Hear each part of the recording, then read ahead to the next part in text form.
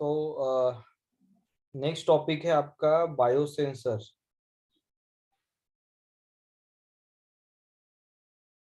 ठीक है, बायोसेंसर्स क्या होते हैं? बायोसेंसर्स जो है, इसमें आपके पास पर्टिकुलर बायोलॉजिकल कंपोनेंट होता है जो आपके एनालाइट को डिटेक्ट करने में हेल्प करता है। तो बायोसेंसर जो है ये आपका एनालिटिकल डिवाइस है। ठीक है, तो ये आपका एनालिटिकल डिवाइस है जो दो टाइप के एस्टिमेशन आपको करके दे सकता है। एक क्वालिटेटिव, ठीक है, और दूसरा है आपका क्वांटिटेटिव। तो आपके सैंपल में आपका एनालाइट प्रेजेंट है या नहीं है, या फिर है तो कितने कॉन्सेंट्रेशन में है, तो ये दोनों तरीके के रिजल्ट जो है इसको अपन डिटरमाइन कर सकते हैं। ठीक है, तो एनालिटिकल डिवाइस की अगर अपन बात करते हैं तो बायोसेंसर्स जो है इसमें अलग अलग कंपोनेंट्स होते हैं। ठीक है,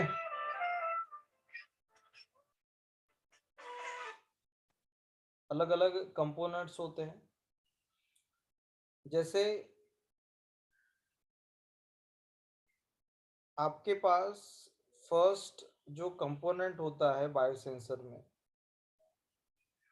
उसको बोला जाता है बायोलॉजिकल कंपोनेंट।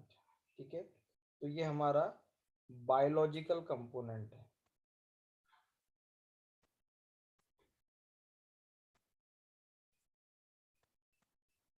उसके बाद बायोलॉजिकल कंपोनेंट जो है ये आपका अटैच होता है आपके नेक्स्ट कंपोनेंट के साथ, जिसको बोला जाता है ट्रांसड्यूसर। ट्रांसड्यूसर जो है इसको हम कनेक्ट करते हैं विथ एम्पलीफायर। तो आपका नेक्स्ट कंपोनेंट हो गया एम्पलीफायर। ठीक है, उसके बाद यहाँ पे आपके पास प्रोसेसर होता है जो आपके सिग्नल को प्रोसेस करता है, और फाइनली आपके पास में यहाँ पे मॉनिटर या डिस्प्ले होता है जो आपको रीडिंग शो करता है। ठीक है, तो बायोलॉजिकल कंपोनेंट की अगर अपन बात करते हैं तो बायोलॉजिकल कंपोनेंट जो है ये दो टाइप के हो सकते हैं। ठीक है, तो on the basis of biological component हम बायोसेंसर जो है उसको दो टाइप में क्लासिफाई करते हैं। एक होता है एफिनिटी बायोसेंसर। तो एफिनिटी बायोसेंसर मतलब क्या है? तो एफिनिटी बायोसेंसर मतलब अगर हम बायोलॉजिकल कंपोनेंट, ठीक है, बायोलॉजिकल कंपोनेंट जो है ये एंजाइम यूज कर रहे हैं। ठीक है, हम बायोलॉजिकल कंपोनेंट क्या यूज कर रहे हैं? एंजाइम यूज कर रहे हैं। तो वो सबस्ट्रेट के साथ में बाइंड होगा, बाइंड होने के बाद में उसको प्रोडक्ट में कन्वर्ट करेगा, तो यहाँ पे रिएक्शन हो रही है। एफिनिटी बायोसेंसर्स मतलब क्या? अगर हम फॉर एग्जांपल एंटीबॉडी यूज करते तो एंटीबॉडी जो है ये इंटरेक्ट करेगा किसके साथ में? एंटीजन के साथ में। ठीक है, अगर हम एंजाइम की बात करते तो एंजाइम आपके सबस्ट्रेट को प्रोडक्ट में कन्वर्ट करेगा। तो इस केस में इस बायोसेंसर को बोला जाएगा कैटालिटिक बायोसेंसर। ठीक है, तो बायोसेंसर्स के हमें दो टाइप्स पढ़ने हैं on the basis of biological component. एक कि आप बायोलॉजिकल कंपोनेंट अगर एंटीबॉडी या एंटीजन यूज करते हो तो उसको बोला जाएगा एफिनिटी। जैसे हार्मोन रिसेप्टर है, तो हार्मोन को डिटेक्ट करने के लिए हार्मोन रिसेप्टर आपने बायोलॉजिकल कंपोनेंट यूज किया, तो वो हो गया आपका एफिनिटी वाला। ठीक है, बट अगर आप कोई भी एंजाइम यूज करते हो जो रिएक्शन करता है, केमिकल रिएक्शन करता है, आपके एनालाइट को प्रोडक्ट में कन्वर्ट करता है, तो उसको बोला जाता है कैटालिटिक बायोसेंसर्स। ठीक है, तो on the basis of biological component biosensors are of two types. पहला है आपका एफिनिटी और दूसरा है कैटालिटिक बायोसेंसर्स। ठीक है, तो बायोलॉजिकल कंपोनेंट का काम क्या होता है? तो बायोलॉजिकल कंपोनेंट जो है ये आपके एनालाइट के साथ में स्ट्रांगली इंटरेक्ट करते हैं, ठीक है। तो बायोलॉजिकल कंपोनेंट जो है ये किसके साथ इंटरेक्ट करते हैं? आपके एनालाइट के साथ में, जिसको आपको सैंपल में डिटेक्ट करना होता है, तो उसके साथ ये आपका स्पेसिफिकली इंटरेक्ट करेगा, ठीक है। तो analyte bind with the biological component, ठीक है। तो स्पेसिफिकली आपका एनालाइट बायोलॉजिकल कंपोनेंट के साथ में बाइंड होगा। इनका जो इंटरेक्शन है, ठीक है, इनका जो इंटरेक्शन है ये बायोलॉजिकल कंपोनेंट में फिजिकल या केमिकल चेंजेस लाएगा, ठीक है।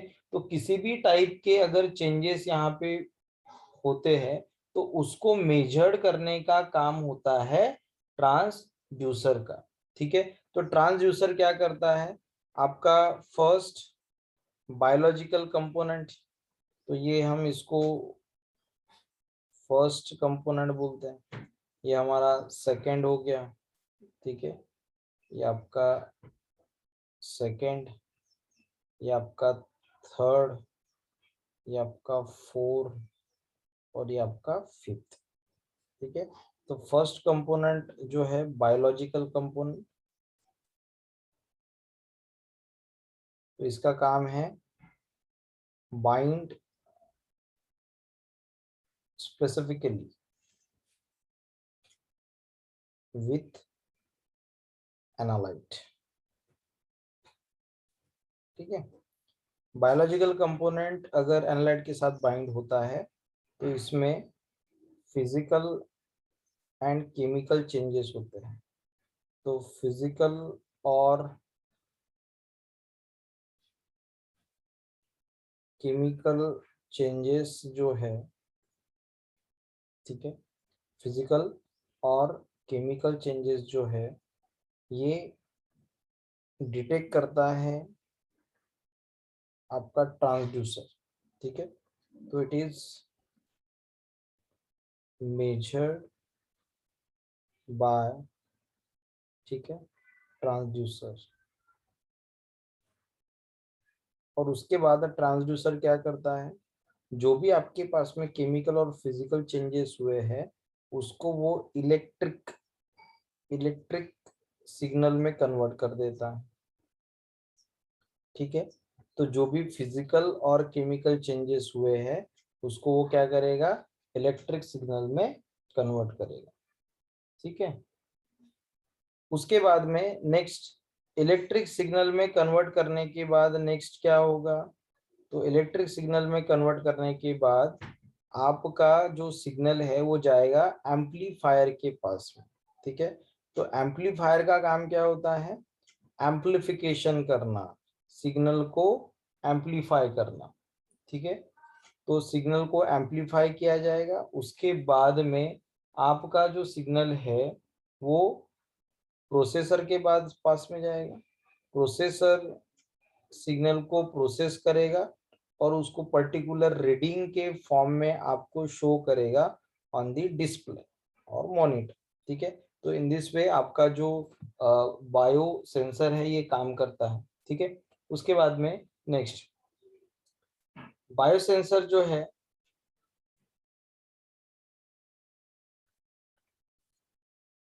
इसमें हमने दो कंपोनेंट्स पढ़े हैं, ठीक है ना। एक एक पहला कंपोनेंट हमारा कौन सा था? Biological component. तो bio sensors consist of two components,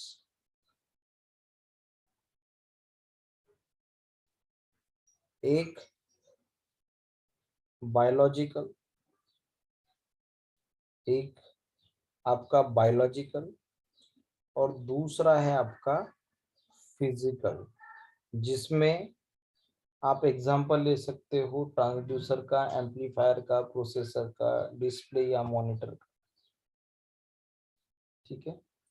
उसके बाद में नेक्स्ट,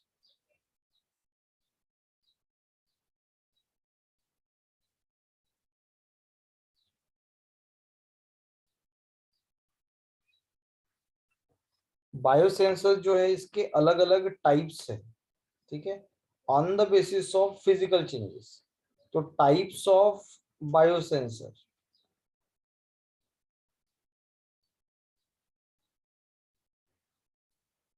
बायोसेंसर्स के अगर आपको टाइप पढ़ने हैं तो on the basis of physical changes biosensor आपके 5 टाइप के होते हैं। ठीक है, तो पहला है कलरीमेट्रिक।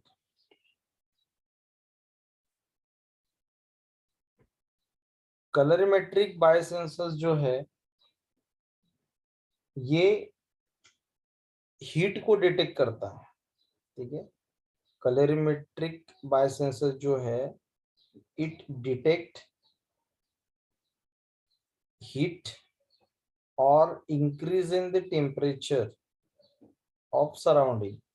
तो जैसे फॉर एग्जांपल अपन बोलते हैं कि जब एक सबस्ट्रेट जब प्रोडक्ट में कन्वर्ट होता है, ठीक है, तो हीट जो है इसको एब्जॉर्ब किया जाता है या फिर हीट को रिलीज किया जाता है। तो रिएक्शन जो है ये आपका हीट को अगर रिलीज करती है तो अपन ने उसको एक्सोथर्मिक बोला था, वो आपका एक्सोथर्मिक था। तो कुछ रिएक्शन जो है ये इंडोथर्मिक होती है, मतलब हीट को एब्जॉर्ब करती है।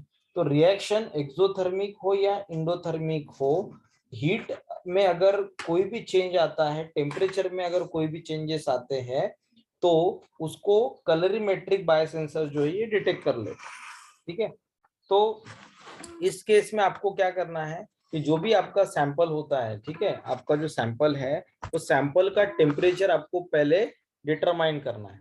तो सैंपल का टेम्परेचर आपको कांस्टेंट मेंटेन रखना है, उसमें ज्यादा चेंजेस नहीं होने चाहिए। जब आप ये बायोसेंसर्स जो है इसमें सैंपल को लोड करोगे तो जो भी आपका बायोलॉजिकल कंपोनेंट होता है, जैसे एंजाइम की अपन ने बात की, तो हमारा बायोलॉजिकल कंपोनेंट क्या रहेगा, एंजाइम रहेगा। ठीक है, तो इस बायोसेंसर्स को कौन से कैटेगरी में ऐड करेंगे अपन, एनालिटिकल में, सॉरी कैटालिटिक में। ठीक है, तो ये आपका एंजाइम जो आपका बायोसेंसर है, सबस्ट्रेट को ये कन्वर्ट कर रहा है प्रोडक्ट में with the production of heat. ठीक है, तो ये जो हीट आपका रिलीज होगा इसको डिटेक्ट करेगा हमारा ट्रांसड्यूसर। ठीक है, ट्रांसड्यूसर इसको डिटेक्ट करेगा और उसको पर्टिकुलर रीडिंग के फॉर्म में आपको वो डिस्प्ले के ऊपर शो करेगा। ठीक है, तो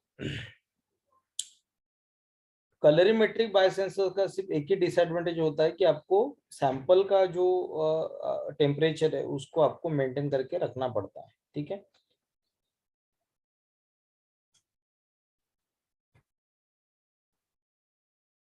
उसके बाद में नेक्स्ट कोई कोई रिएक्शन जो है इसमें आपको अगर कलरीमेट्रिक बायोसेंसर्स की सेंसिटिविटी जो है इसको बढ़ाना है तो उसके लिए क्या किया जाता है कि जो आपका सबस्ट्रेट है उसको अगर आपको प्रोडक्ट में कन्वर्ट करना है तो यहाँ पे नंबर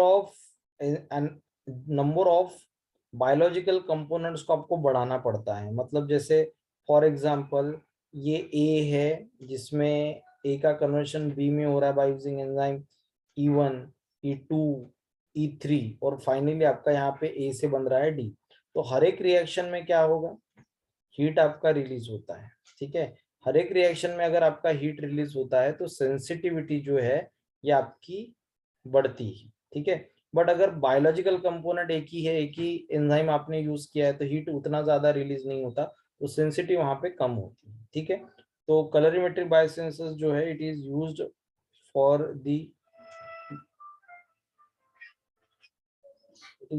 द डिटर्मिनेशन ऑफ या detection of heat changes in the sample. उसके बाद में सेकेंड, थर्मिस्टर।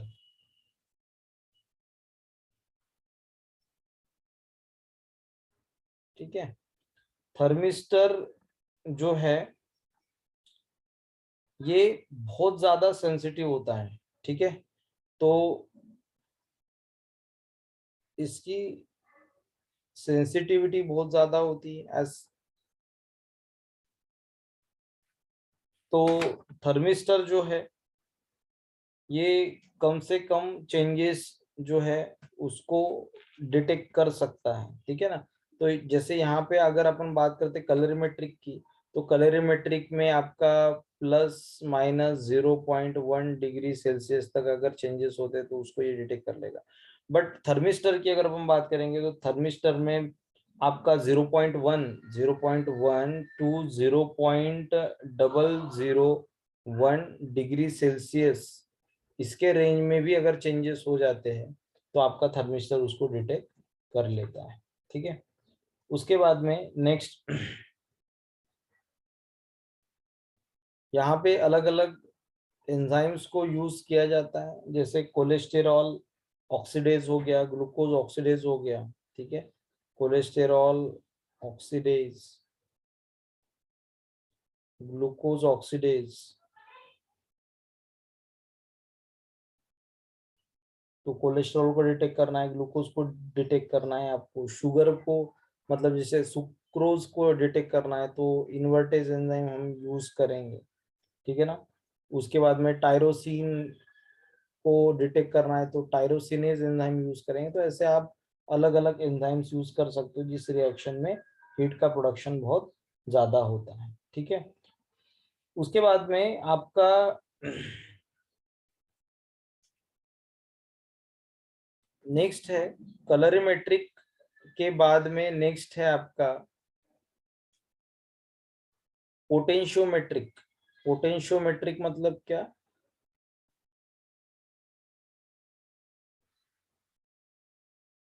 पोटेंशियोमेट्रिक बायोसेंसर जो है ये change in pH, change in pH को डिटेक्ट करता है। ठीक है, तो कोई कोई रिएक्शंस ऐसे होते हैं जिसमें आपका जो पीएच है मीडियम का वो चेंज होता है। जैसे आपके पास में एक सबस्ट्रेट है जिसका कन्वर्शन आपका प्रोडक्ट में हो रहा है। ठीक है, और इसमें अगर H+ रिलीज हो रहा है, जैसे फॉर एग्जांपल लेते हैं अपन, एक अमीनो एसिड है हमारे पास में CH3CH कार्बोक्सिलिक ग्रुप, उसके बाद में ये अमीनो ग्रुप। ठीक है ना, ये एक अमीनो एसिड है और इसको अगर अपन कंसिडर करते कि पीएच आपका चेंज हो रहा है तो इस रिएक्शन में क्या होता है, CH3CH COO निगेटिव है ना, और आपका जो H+ है ये रिलीज होता है। तो ये एक रिएक्शन हो गया। तो ऐसे ही आपके पास में अलग अलग रिएक्शंस होते हैं जिसमें H+ को एक्सेप्ट किया जाता है या फिर H+ जो है इसको डोनेट किया जाता है। तो जैसे एक एग्जांपल लेते हैं अपन यूरेज का। ठीक है, तो आपके पास में यूरिया जो होता है इसके ऊपर एंजाइम एक्ट करता है अगर यूरिएज। ठीक है, इसके ऊपर एंजाइम अगर एक्ट करता है यूरिएज, तो यूरिएज एंजाइम आपका अमीनो ग्रुप को रिलीज करता है। ठीक है, अमीनो ग्रुप को रिलीज करता है और यहाँ पे HCO3 निगेटिव को प्रोड्यूस करता है। तो इस रिएक्शन में H+ को यूज किया जा रहा है। H+ को अगर आप यूज करोगे इसका मतलब पीएच जो है, पीएच आपका क्या होगा, बढ़ेगा। अगर H+ का कॉन्सेंट्रेशन आपका कम होता है तो पीएच क्या होगा, बढ़ेगा। ठीक है ना, तो ये आपका H+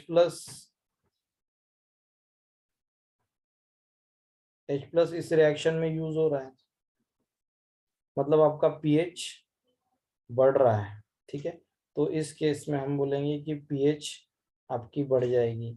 इस केस में पीएच आपका कम था। तो जो भी आपके H+ इस रिएक्शन में यूज किए गए हैं तो इसको डिटेक्ट कौन करता है, आपका पोटेंशियोमेट्रिक बायोसेंसर।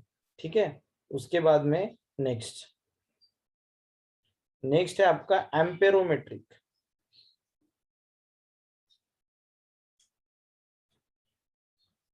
एम्पेरोमेट्रिक बायोसेंसर्स क्या होते हैं? तो एम्पेरोमेट्रिक बायोसेंसर जो है ये करंट को डिटेक्ट करते हैं। ठीक है, किसको डिटेक्ट करेंगे, करंट को। जैसे फॉर एग्जांपल आपके पास एक इलेक्ट्रोड है।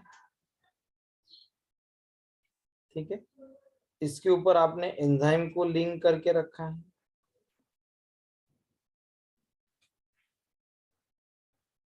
ये एंजाइम सबस्ट्रेट को प्रोडक्ट में कन्वर्ट कर रहा है, ठीक है। जब सबस्ट्रेट को ये प्रोडक्ट में कन्वर्ट करता है तो यहाँ पे आपका इलेक्ट्रॉन रिलीज होता है, ठीक है। ये इलेक्ट्रॉन जो है ये डायरेक्ट इलेक्ट्रोड के पास में ट्रांसफर किया जाता है, ठीक है। या फिर अगर इलेक्ट्रोड के पास में ये डायरेक्ट अगर ट्रांसपोर्ट नहीं होता, इलेक्ट्रोड इसको डायरेक्ट अगर एक्सेप्ट नहीं कर रहा है, तो यहाँ पे एक इंटरमीडिएट ऐड किया जाता है जो इलेक्ट्रॉन को आपके इलेक्ट्रोड के पास में ट्रांसपोर्ट करने का काम करता है। तो रेडॉक्स मीडिएटर जो है इसको भी बायोलॉजिकल कंपोनेंट के साथ में यहाँ पे लिंक किया जाता है, ठीक है। और रेडॉक्स मीडिएटर का काम क्या रहेगा? रेडॉक्स मीडिएटर इलेक्ट्रॉन को एक्सेप्ट करेगा और उसके बाद इलेक्ट्रॉन को किसके पास में भेजेगा? इलेक्ट्रोड के पास में भेजेगा। तो इसको बोला जाता है, ये आपका इलेक्ट्रोड जो रहेगा, ठीक है। ये इलेक्ट्रोड के पास में अगर इलेक्ट्रॉन आता है तो करंट आपका जनरेट होगा, ठीक है। तो ये किसके ऊपर बेसिस है? जिस रिएक्शन में इलेक्ट्रॉन रिलीज होते हैं, ठीक है। तो इलेक्ट्रोड करंट जनरेट करेगा, ठीक है। तो इलेक्ट्रोड करंट जनरेट करेगा, तो करंट का मैग्नीट्यूड जितना ज्यादा उतना इलेक्ट्रॉन यहाँ पे रिलीज हो रहे हैं। तो जितने ज्यादा इलेक्ट्रॉन रिलीज हो रहे हैं उतने सबस्ट्रेट प्रोडक्ट में कन्वर्ट हो रहे हैं, ठीक है ना। तो current production is directly proportional to the concentration of substrate और एनालाइट, ठीक है।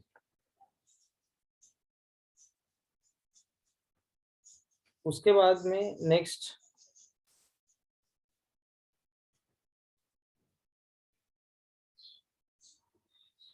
एम्पेरोमेट्रिक बायोसेंसर्स जो है, इसमें एक आपके पास में नया बायोसेंसर है जिसको बोला जाता है एंजाइम इलेक्ट्रोड, ठीक है।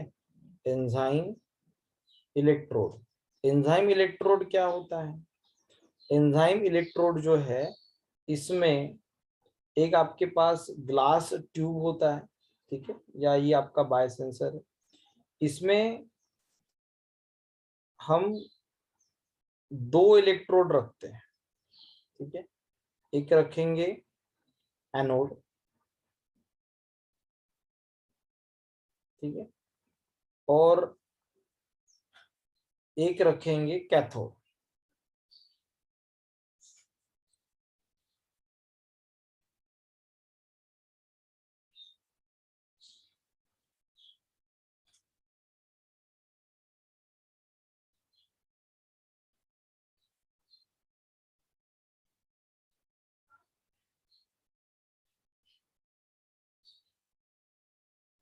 और एक रखेंगे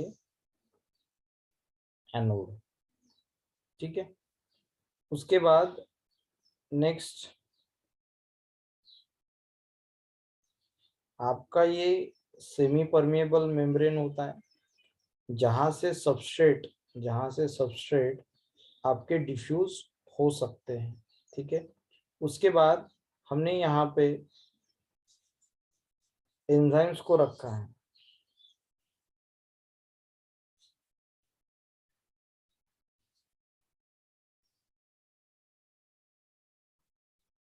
जो आपके मेम्ब्रेन के ऊपर हमने एब्जॉर्ब करके रखे हैं,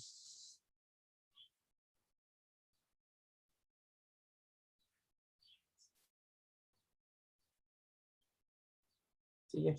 ये एंजाइम सबस्ट्रेट के साथ बाइंड होके उसका कन्वर्शन करते हैं प्रोडक्ट में, ठीक है। तो substrate is convert into product, और प्रोडक्ट अगर यहाँ पे कन्वर्ट होता है तो इस केस में आपके इलेक्ट्रॉन्स रिलीज होते हैं जिसको डिटेक्ट किया जाता है with the help of anode and cathode, ठीक है। और उसके बाद में यहाँ पे आपका करंट जनरेट होगा, ठीक है। उसके बाद नेक्स्ट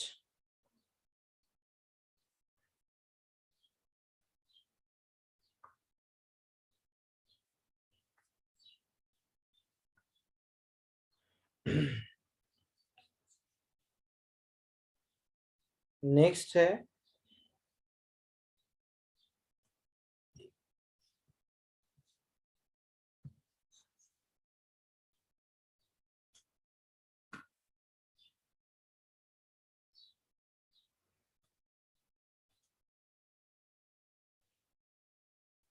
ऑप्टिकल बायोसेंसर्स,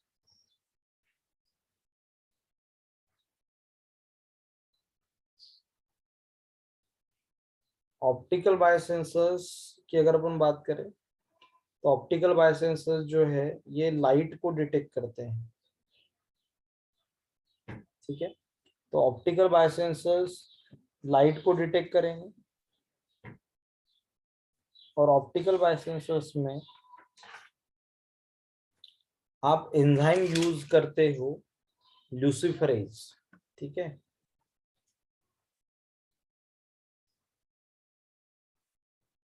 तो फायरफ्लाई से एंजाइम आइसोलेट किया गया ल्यूसिफरेज, और ल्यूसिफरेज जो है ये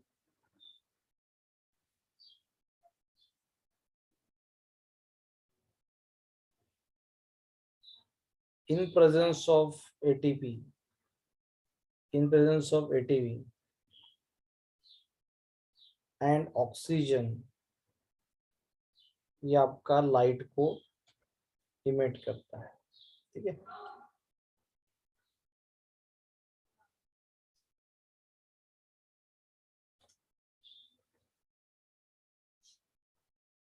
तो अगर आपको बैक्टीरियल सैंपल आपके पास में है, ठीक है, बैक्टीरियल सैंपल में कितना बैक्टीरिया है वो अगर आपको डिटरमाइन करना है तो उस केस में हम क्या करते, बैक्टीरिया का लाइसिस करते, ठीक है। लाइसिस करने के बाद में एटीपी आपका रिलीज होगा और ये एटीपी जो है इसको डिटेक्ट करेगा कौन, आपका बायो सेंसर, ठीक है। तो जितना ज्यादा लाइट का प्रोडक्शन उतना आपके पास में एटीपी है, जितना ज्यादा एटीपी है उतना आपके पास में बैक्टीरिया आपके सैंपल में प्रेजेंट है, ठीक है। Bio affinity biosensors, bio affinity biosensors जो है इसको हम जो रिया टेस्ट हमने पढ़ा था, ठीक है, उसके प्रिंसिपल के बेसिस पे ही आपका बायो एफिनिटी बायोसेंसर्स है। जैसे फॉर एग्जांपल आपके पास में ये बायोलॉजिकल कंपोनेंट है, ठीक है, ये आपके पास बायोलॉजिकल कंपोनेंट है और बायोलॉजिकल कंपोनेंट के साथ में आपके एनालाइट बाइंड हो सकते हैं। तो अपन क्या करेंगे, ये एनालाइट पहले यूज करेंगे। तो एनालाइट हम दो टाइप का यूज करेंगे, एक रहेगा रेडियो लेबल्ड, ठीक है, एक रहेगा आपका रेडियो लेबल्ड और दूसरा रहेगा आपका रेडियो नॉन लेबल्ड, ठीक है। तो नॉन रेडियो लेबल्ड जो है तो रेडियो लेबल्ड अपन यूज करेंगे और दूसरा non radio labelled analyte use करेंगे। तो इस केस में रिया में हमने क्या पढ़ा था कि आपका एनालाइट जो है जो रेडियो लेबल्ड है, ठीक है, इसका कॉन्सेंट्रेशन, इसका कॉन्सेंट्रेशन आपको बढ़ाते हुए जाना है, ठीक है, इसका कॉन्सेंट्रेशन आपको बढ़ाते हुए जाना है। बट जो आपका सॉरी आपका जो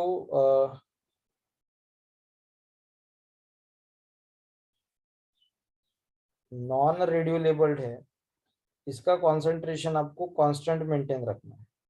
बट जो रेडियो लेबल्ड है उसका कॉन्सेंट्रेशन आपको कांस्टेंट मेंटेन रखना है, बट जो नॉन रेडियो लेबल्ड है उसका कॉन्सेंट्रेशन आपको बढ़ाते जाना है। तो क्या होगा, जो फर्स्ट ट्यूब है वहां पे कंपटीशन जीतेगा रेडियो लेबल्ड, ठीक है, क्योंकि उसका कॉन्सेंट्रेशन ज्यादा है। दूसरी ट्यूब जो है उसमें थोड़ा सा कॉन्सेंट्रेशन नॉन रेडियोलेबल का बढ़ गया, तो सबसे लास्ट वाले ट्यूब में नॉन रेडियोलेबल का कॉन्सेंट्रेशन सबसे ज्यादा है। तो उस केस में आपको रेडियो एक्टिविटी वहां पे सबसे कम मिलेगी क्योंकि कंपटीशन जीतेगा कौन, नॉन रेडियोलेबल। पहले वाले ट्यूब में कंपटीशन रेडियो लेवल जीतेगा इसलिए वहां पे रेडियो एक्टिविटी सबसे ज्यादा मिलेगी। तो आपको कुछ इस प्रकार से ग्राफ मिला था रिया में, तो यहाँ पे भी सेम है, ठीक है। अब हम सैंपल यूज करेंगे, सैंपल यूज करने के बाद में हम क्या करेंगे, रेडियो एक्टिविटी मेजर करेंगे और रेडियो एक्टिविटी मेजर करने के बाद जो भी आपका रेडियो एक्टिविटी आएगा तो वो रेडियो एक्टिविटी से अपन अननोन जो सैंपल है उसका कॉन्सेंट्रेशन अपन डिटरमाइन कर सकते। तो एक्स एक्सिस के ऊपर आपका कॉन्सेंट्रेशन आ जाएगा और वाई एक्सिस के ऊपर आ जाएगा आपका रेडियो एक्टिविटी। ठीक है, तो ये हो गया फिफ्थ वाला, बायो एफिनिटी बायोसेंसर्स। उसके बाद में सिक्स सिक्स है आपके पास acoustic acoustic wave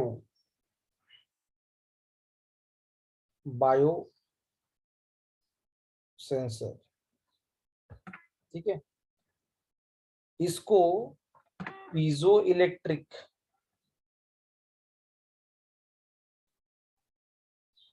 electric biosensors भी बोला जाता है। अब देखो कि आपके पास में एक प्लेट है, ठीक है, एक प्लेट है और इसके ऊपर हमने एंटीबॉडी को का कोटिंग करके रखा है। ये प्लेट के ऊपर एंटीबॉडी का कोटिंग करके रखा है।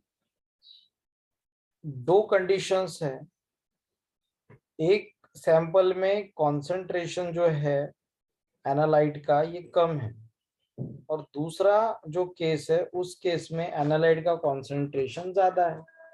पहले वाले केस में एनालाइट का कॉन्सेंट्रेशन कम है, ठीक है, दूसरे केस में एनालाइट का कॉन्सेंट्रेशन ज्यादा है।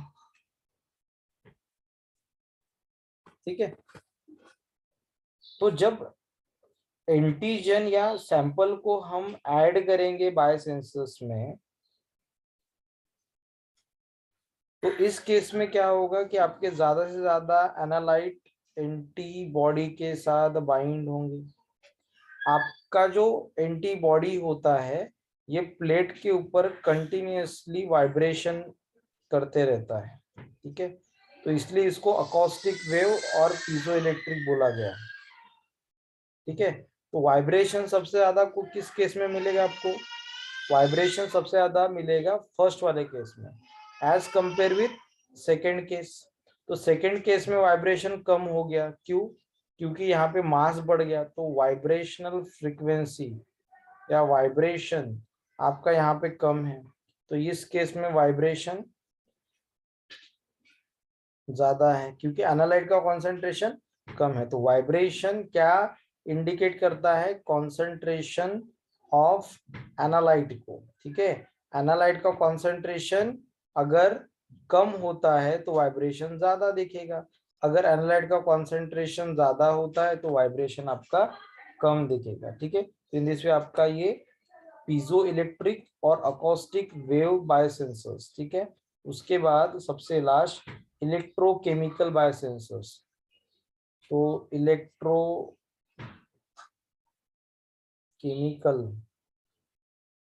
Bio sensor. इलेक्ट्रोकेमिकल बायोसेंसर्स की अगर हम बात करें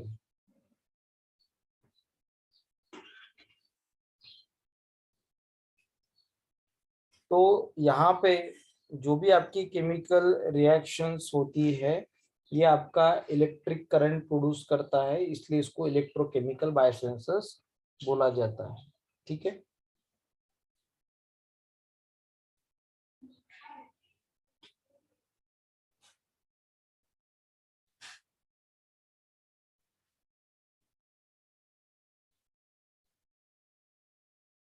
तो इलेक्ट्रोकेमिकल बायोसेंसर्स जो है इसको हम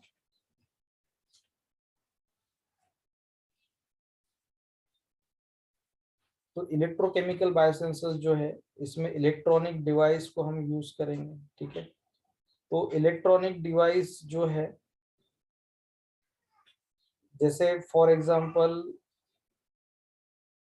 फील्ड ट्रांसमीटर। ठीक है, फील्ड ट्रांसमीटर को यूज किया जाता है।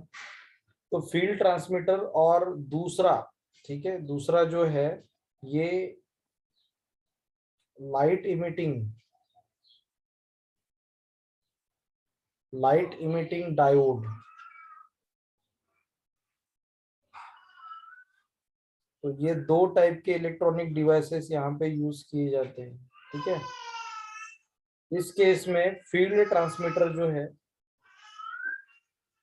इस केस में ये डिटेक्ट करता है चार्ज एक्यूमुलेशन को। Detect charge accumulation on surface। ठीक है, तो लाइट इमिटिंग डायोड जो है ये फोटो रिस्पॉन्स को डिटेक्ट करता है। ठीक है, तो light emitting diode detect photo response in biological reaction. ठीक है, और ये दोनों भी, ठीक है, ये दोनों भी आपके डिटेक्ट करने के बाद यहाँ पे इनका कन्वर्शन किसमें किया जाता है, करंट में। तो आपका इलेक्ट्रोकेमिकल बायोसेंसर जो है इसमें आपका जो फील्ड इफेक्ट ट्रांसमीटर जो हमने यूज किया है इसको हम अलग अलग फॉर्म में कन्वर्ट कर सकते हैं। जैसे field effect transmitter, field effect transmitter जो है इसको हम आयन सेंसिटिव इलेक्ट्रोकेमिकल बायोसेंसर में कन्वर्ट कर सकते हैं, एंजाइम सेंसिटिव इलेक्ट्रोकेमिकल बायोसेंसर्स में कन्वर्ट कर सकते हैं, या फिर एंटीबॉडी सेंसिटिव इलेक्ट्रोकेमिकल बायोसेंसर्स में कन्वर्ट कर सकते हैं। ठीक है, तो आप आयंस को यूज करके, एंजाइम को यूज करके या एंटीबॉडी को यूज करके इलेक्ट्रोकेमिकल बायोसेंसर्स बना सकते हो। ठीक है, और अलग अलग टाइप के बायोसेंसर्स बनते हैं, जैसे होल सेल बायोसेंसर्स मतलब आप अगर complete cell as a biological component use करते हो तो उसको बोला जाता है होल सेल बायोसेंसर्स। इसमें आप एग्जांपल ले सकते हो माइक्रोबियल बायोसेंसर्स का। ठीक है, जिसमें आप माइक्रो ऑर्गेनिज्म को यूज करते हैं। ठीक है, जैसे इसमें एक एग्जांपल है आपके पास में अजोटोबैक्टर